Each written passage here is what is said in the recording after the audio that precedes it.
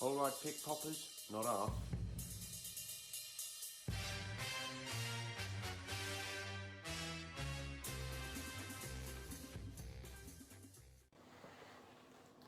Hi everyone, my name is Alex, and up until this coronavirus thing kicked off, I was a guitarist. I played in party bands on cruise ships around the world, and I have figured that since we're all self-isolating, as we should be, there's a good chance for musicians to practice their guitar playing and spend a couple of hours a day improving their left hand strength and coordination and their right hand accuracy. So I've taken it upon myself to film and publish a few videos going through a few things that I do just to keep myself in shape. Hopefully I'll be out playing again at some point. Don't know when, we shall find out I suppose. Until then, everyone stay safe, don't go spreading bugs around old people. So one of the things that I tell my students is that I started out encouraging them gently, and then I started getting quite violent about it and saying that if they don't spend the first 20 minutes of the 1 hour a day minimum that they should be practicing, if they don't spend that first 20 minutes going through a few strength and coordination exercises with their left hand, then I'm going to have to take drastic measures and probably hit them with a big stick.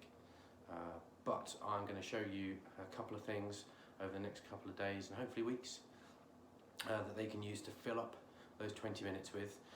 The analogy I draw is if you don't do these strengthening and coordination exercises when you're starting out or trying to get better, and you only practice your scales, your songs, your chords, your music, then you're like a footballer that just plays football once a week on a Saturday and doesn't bother doing any exercises or training or gym work in between those matches. You will improve drastically if you spend some time improving your strength and coordination aside from the music. A lot of the exercises I'm going to be showing you aren't very musical. They are purely mechanical kind of exercises and movements that you can go through just to start building up the strength and the accuracy. A lot of it will be geared around playing to a metronome, which is where the musicality really will kick in. I'll talk about the metronome slightly later. So if you can fill out the first 20 minutes of your hour regimen, going up and down some exercises, which with the metronome you should think of it as going to the gym. You go to the gym, you talk about doing about like 4 or 5 different exercises, and you talk about doing 8 to 10 reps of each exercise. Well, in the same way, I would be going through how you can go up and down a scale or an exercise a certain number of times to a certain BPM on the metronome, and that would count as your workout. The great thing about playing to a metronome is once you get comfortable doing the routines and the exercises to one speed, at 1 BPM, you can up it by 5 to 10 BPM, and it'll get a little bit harder. You'll have to play a little bit faster, a little bit smoother, and this will all help towards gaining confidence, fluency, and accuracy. And over time you'll improve and improve and improve until you are shredding wood like a good one. First thing I will say is I am currently based over in Austin, Texas, without an amplifier. So it's just me and the guitar. Now I prefer to practice unamplified anyway, because it forces me to play cleaner. I find that playing through an amp with reverb or overdrive can mask a multitude of sins, and I like to just be able to hear everything cleanly, acoustically as it were. I'm not sure how that's going to come across on the video. Hopefully the mic's going to be up to scratch and you'll be able to hear what I'm doing. You probably won't need that, you'll just be able to follow my instructions and you'll get the gist of it.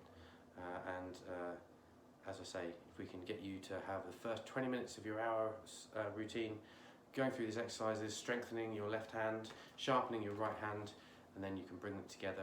And then the rest of your hour, minimum hour, I would emphasize, can be playing the songs or the chords or whatever you want to do And you can think of that as being like your warm down. Another caveat I must give is that it's very easy to overtrain, over-exercise your left hand, especially if you're starting out and you don't already have a good degree of kind of strength with your left hand. I would recommend that you take it easy, in the same way that if you haven't been running, if you haven't been to the gym, you don't go in all guns blazing and try and work yourself into the ground. You build it up gradually and gradually. You can actually do a lot of damage if you overtrain your left hand to start with. So the rule of thumb is, if it starts hurting, stop. Give it a break, give it a stretch, and then go back to it. But build it up gradually, know your limitations. If you're one of these super focused, super keen people, and you want to get there really, really quickly and work as hard as you can, you want to spend 6 hours a day doing it, it's on you. My recommendation is that you start slowly and gradually. You should naturally feel when your fingers start to hurt, but over time it'll all build up, and eventually you'll be able to crush people's skulls with your hands, like all the top guitarists look like they're capable of doing. If you watch Guthrie Govan go through some of his coordination techniques online, you get the impression the man could rip the tops off cans of soup without recourse to an opener or any sort of implement at all. So that's what we're trying to do. We're trying to get some strength, coordination and dexterity in the left hand. But go easy. It's a marathon, not a sprint. So one of the first exercises I'm going to show you is to sharpen your right hand, your accuracy of your picking technique. So this is going to help you decide how best to hold a plectrum. This is going to help you guarantee practice some consistency with your picking, and in general just get you a lot of confidence and coordination with your right hand. So I'm going to talk about a bar of music. A bar of music normally would be, let's say it's 4/4, so you've got 4 beats to a bar in a song. So it would be 1, 2, 3, 4, 1, 2, 3, 4. You listen to any song, you're generally going to be able to pick out what a bar is going to consist of. So normally a bar is split into 4 notes. These would be called quarter notes for obvious reasons, because they're one bar split into 4 quarter notes. If you play 2 notes per beat, those notes individually are known as eighth notes, because there are 8 of them in a bar. If you play 4 notes to a beat, guess what? They're called 16th notes. Amazing, right? It's just math. I love it. If you play 8 notes to a beat, those are called 32nd notes. And that might sound incredibly shreddy, but what we're going to do is we're going to play to a very, very slow tempo to give you lots of time to get those notes into that beat. All right, the right hand in isolation picking technique that I would have my students do, just to get the accuracy. It's also a good alternate picking exercise to do. So I tend to take it all the way up to 32nd notes. If you find that a little bit difficult, just work on getting the 16th notes and maybe drop the BPM down. I'm doing this to 50 BPM just to show you what it's all about. Again, I'm going down, up, and just keeping that down, up pattern going as I go between the strings. I'm trying to start on the down each time. This is what it looks like to 50 BPM. So I would go.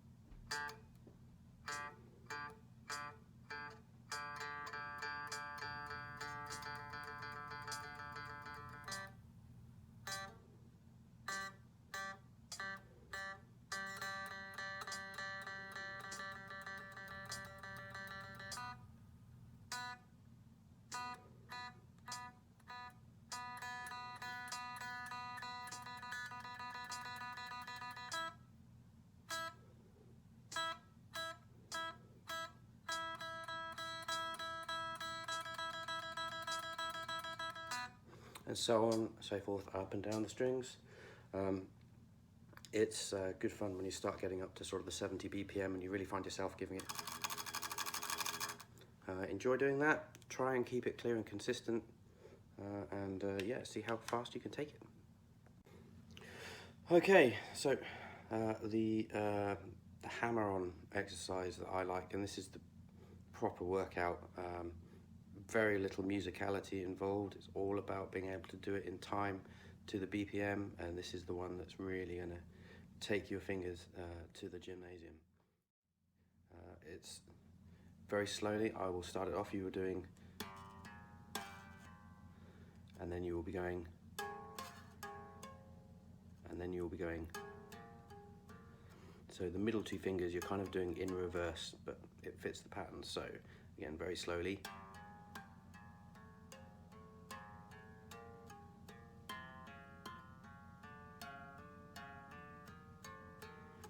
And that should be performed to the BPM, to the notes, quarter notes, eighth notes, 16th notes, whatever of your choice, thusly.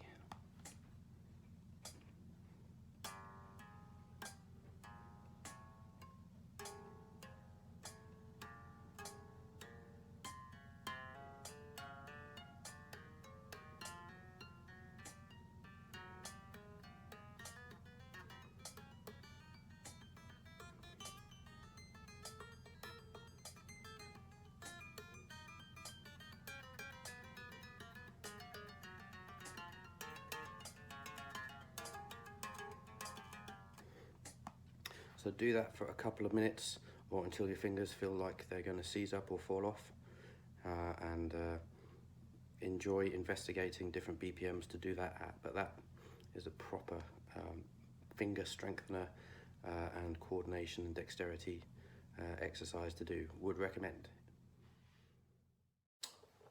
Another classic exercise that I like to get my students to do is what I call the 2 up, 1 down pattern.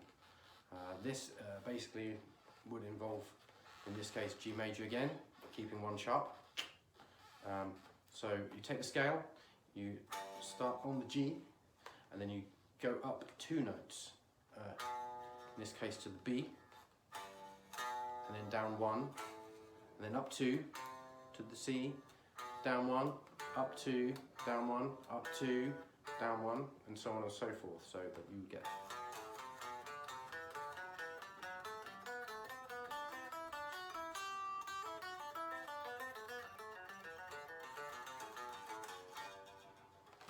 So, the name of the game again, to start off perhaps with quarter notes until you're comfortable. Again, this is just a hammering on exercise at this point.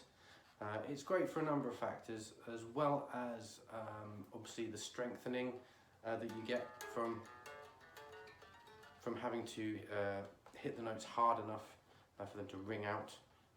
You also break out of the linear scale pattern that a lot of people can fall into. So when you're first starting out and all you're really doing is running up scales and running back down them, this is one of the first things I teach my students in terms of getting them out of that mindset of having to play every note on the way up and every note on the way back down. Just starts breaking up the patterns a little bit. So with the hammer-ons at 50 BPM, you could go.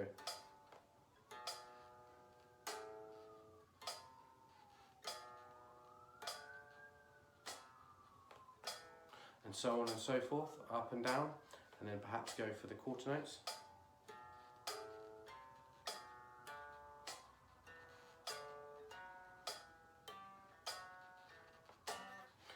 And then obviously up to the 16th notes and the 32nd note. So.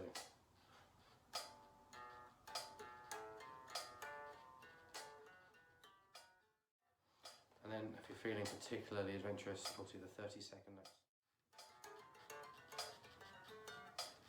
And so on and so forth. Again, I would recommend that you get comfortable going up and then coming back down. And then eventually, the name of the game is to try and run all the way back and up and down smoothly without stopping, and do that for a couple of minutes and incorporate that into your 20-minute drill as well. So yeah, that's going to be the first of the videos that I'm going to be publishing today. Keep an eye on the channel and I will post more as the weeks go past. Till then, happy picking.